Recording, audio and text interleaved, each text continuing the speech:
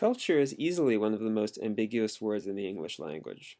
It is also one of the most contentious. And its importance for global politics tends to either get vastly overstated, such as when huge differences in development and human welfare are put down to culture, or understated, for example, by realists who see it as being of marginal importance. In this lecture, we'll explore a middle ground position. First, by defining culture. Second, by briefly examining how globalization has spurred some kinds of cultural change.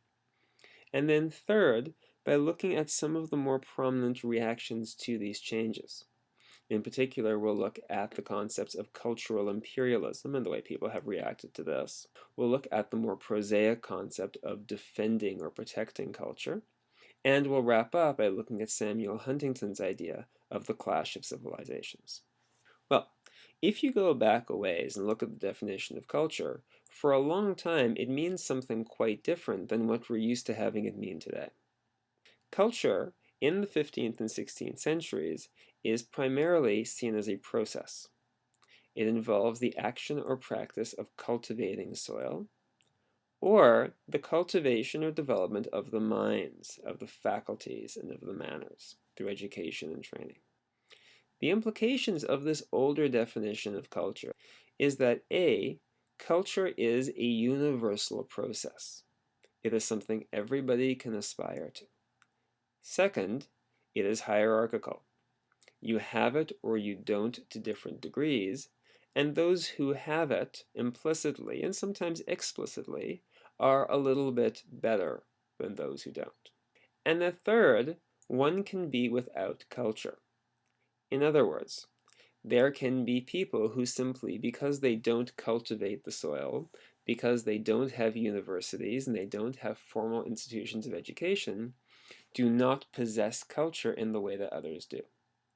This, of course, is one of the key ways in which Europeans justified dispossessing Native Americans of their traditional hunting grounds, of traditional forms of livelihood, precisely because they, Europeans, did not see what Native Americans did as culture. And this, of course, was used to justify tremendous abuses. It's only by the 19th century that we start to see culture as something else, as a count noun, in other words, as something that involves the identification and the evaluation of customs, social behaviors, products, and ways of life. This is a relatively recent definition. And this is the definition, of course, that we today are much more familiar with.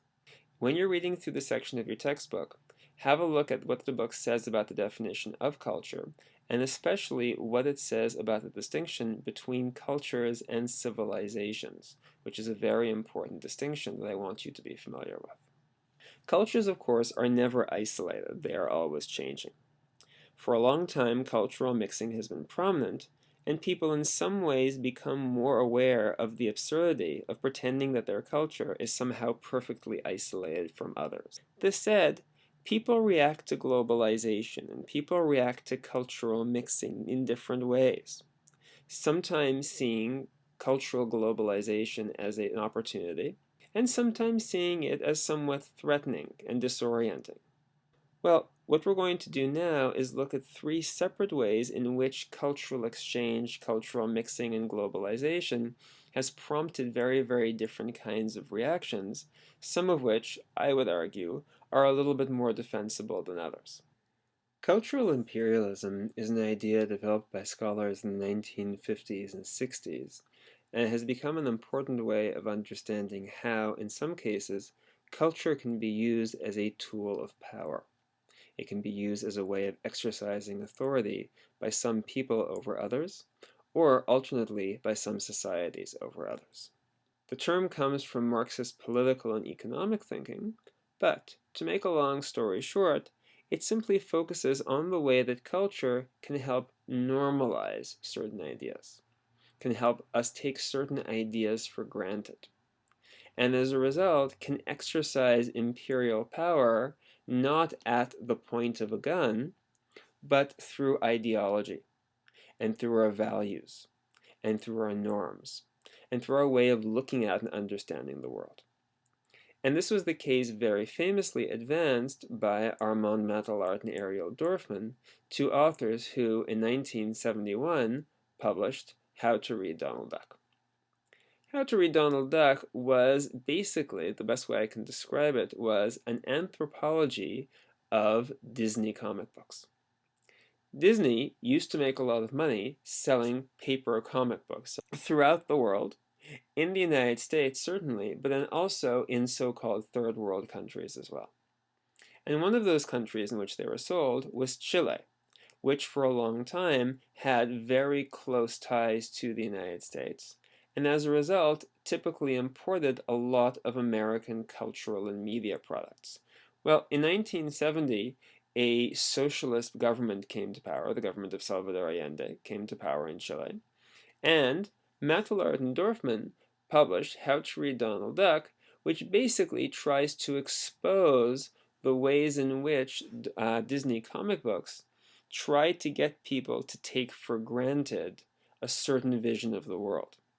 The argument that they tried to advance was that Disney comic books were being used ideologically.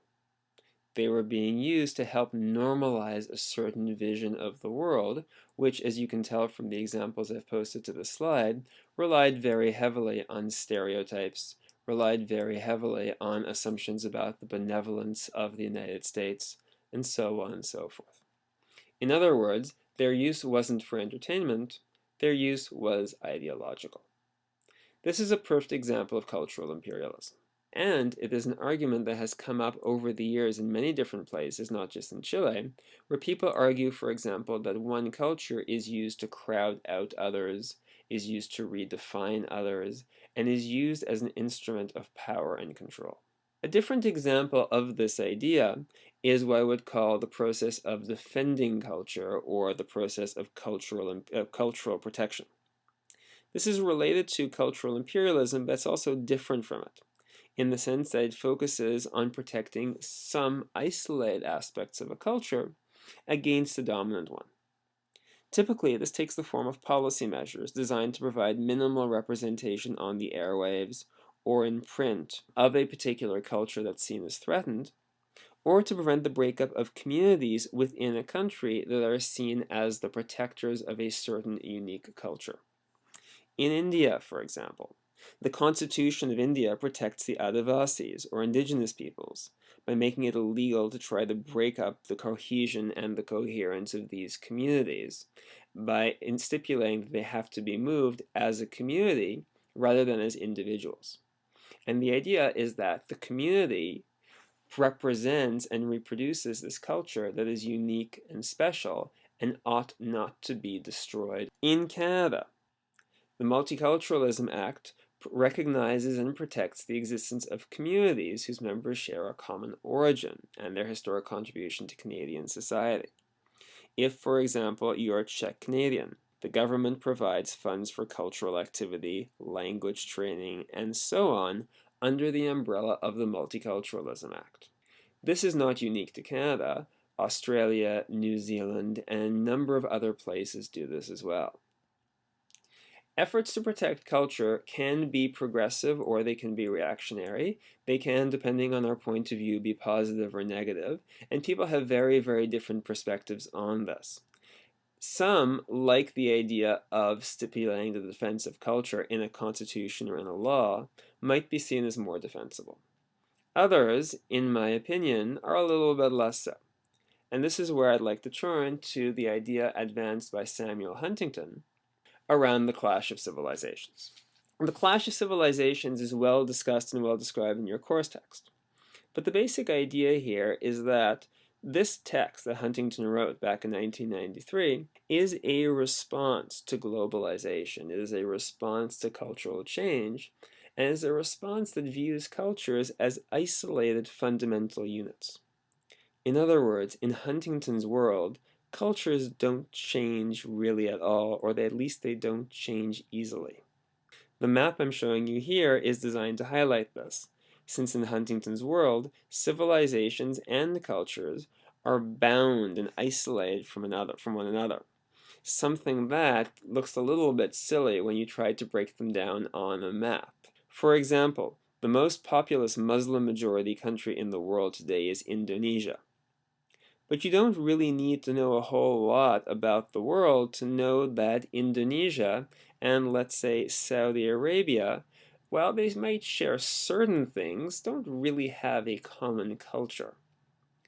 Likewise, the idea that there exists an African culture or an African civilization is a little bit of a head scratcher.